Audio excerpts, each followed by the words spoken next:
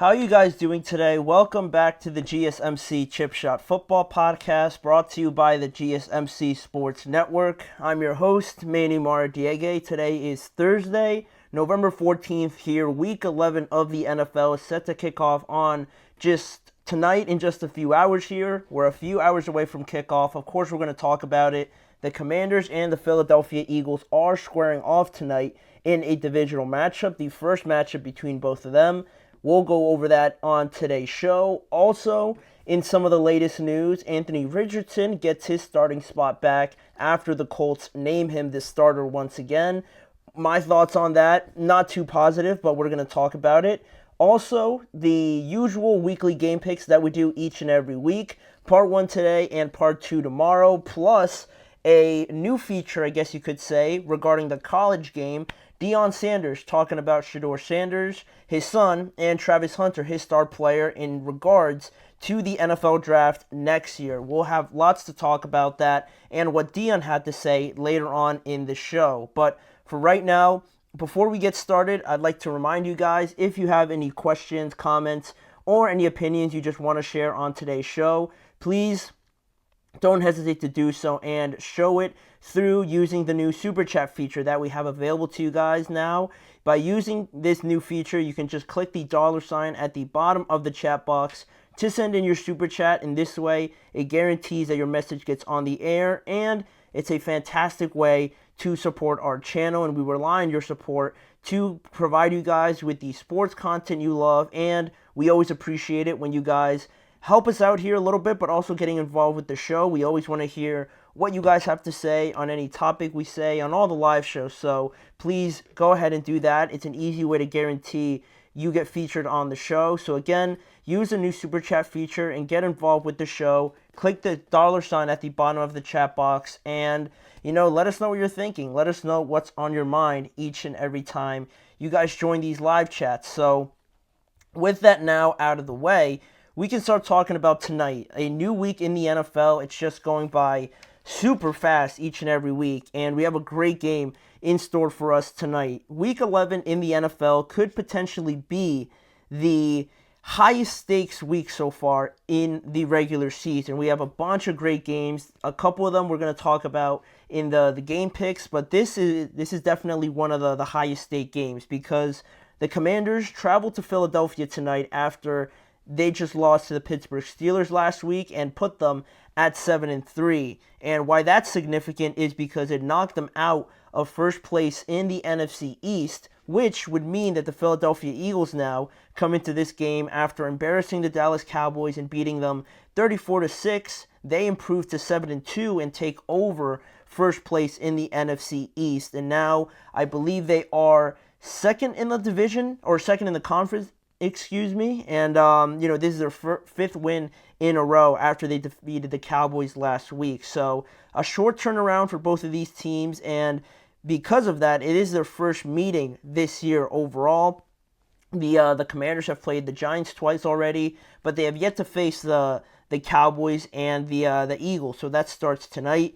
And it's going to be a good one just because of obviously the divisional game, the rivalry and everything like that. But these are two of the top teams when it comes to offense, right? We have two of the top 6 overall offenses in the NFL and also two top 5 rushing offenses in the NFL as well. And just specifically on the Eagles and the Commanders, right?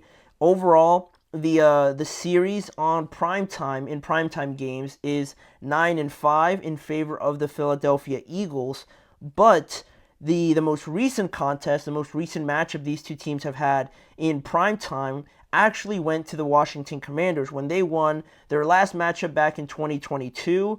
If you guys remember that year, 2022, the Eagles had not lost up to that point, and the Commanders handed them their first loss. That was the last time these two teams met in primetime. So it's been a couple years, and obviously a lot has changed. A lot has changed with both of these squads, and we're going to get into it a little bit after. I give you guys just a little bit of a rundown here on the latest news with the Philadelphia Eagles. Jordan Mailata was activated off of the IR and should be able to play tonight. I know he was getting better over the last couple days, and I'm almost positive he is going to play tonight. We'll wait until the inactives come out, but I do expect to see him out there as being the only real major injury to the Philadelphia Eagles. And really, what I wanted to mention about the Eagles is just that their defense has been playing very well over the last few weeks. At each level, it seems like all of them have gotten better in some way. The defensive line with Jordan Davis, Jalen Carter, Bryce Huff as well, and Josh Sweat. All these guys are getting to the quarterback, and they're actually bringing pressure that affects the opposing team.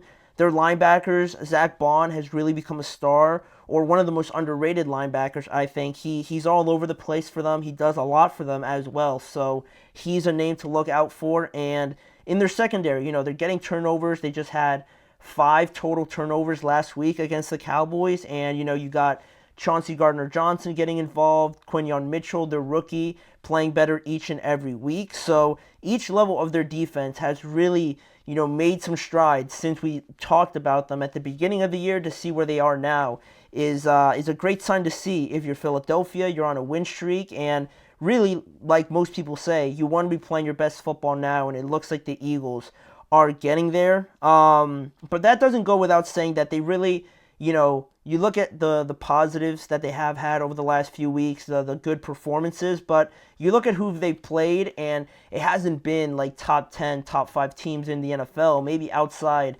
of Cincinnati being the only exception. But tonight will be a good test for them, right? Just overall divisional game. And I'll be interested to see how, they try to approach and attack Jaden Daniels. Will they try to do, what Pittsburgh did a little bit on Sunday, and it seemed to work, to limit Jaden Daniels and his rushing ability at least, where the Steelers lined up with 4 pass rushers and they brought a late pass rusher, making it 5, to kind of distort Jaden Daniels and not give him the full picture before the play had begun. So we'll see what the Eagles do with that in that regard, and what they actually try to take away from the Commanders in tonight's game. And speaking here just briefly on the Commanders, right, we got some of the injuries on their part. We got Marshawn Lattimore, their kicker, Seibert, and their linebacker, Nick Bellori, are all out for tonight's game. Then, on the positive side of things, Brian Robinson and their offensive tackles, Andrew Wiley and Cornelius Lucas, should be good to go tonight. They should be active and be able to play tonight and hopefully make an impact, especially Brian Robinson, who has been out the last 2 weeks, I want to say. So he's definitely been missed, and he is a big part of the rushing attack. So they are certainly a different looking team when they can run the ball as effective as they have. Plus, Jaden Daniels and how accurate he has been. They really miss Brian Robinson, so that's a big addition to what they want to do. So also, before we jump into the matchups, starting fast, what do you mean by that? The Eagles, I'm still pretty sure they haven't scored yet in the first quarter. I'm almost positive, unless they did it last week against the Cowboys, but even still, they're one of the lowest scoring teams in the first half, first quarter, you name it. They get off to slow starts, so I'll be very interested to see how the Commanders attack that. Will the Eagles, break out of that slump and start fast? And if not, will the Commanders, come out fast, considering they lost last week, and get on top of them? And then how does that affect the entire operation of the Eagles will be fascinating to see. But on that topic of, fascination and the matchups and everything like that and how this game will turn out, the matchups I'm looking at here are 3 of them, right? One of them is Noah Brown and Terry McLaurin, in my opinion, the 2 best receivers for the Commanders, against Quinyon Mitchell and Darius Slay. You have a rookie defensive back and really Noah Brown that I'm looking at. Noah Brown has really been impressing me. I watched him a lot last week because he was playing the Steelers, obviously, and he was making some good catches, and it seems like Jaden Daniels really trusts him in any scenario. He'll go to him regardless of who's on him or anything like that. So it looks like he's really developing into a very solid player for them. And Quinyon Mitchell, a rookie, starting the majority of the season for the Eagles. Does he match up a lot on Noah Brown? Maybe he follows Noah Brown a lot, or Terry just lines up on him. It'll be very interesting to see how those matchups line up and how much, the motion and things like that play into effect in tonight's game.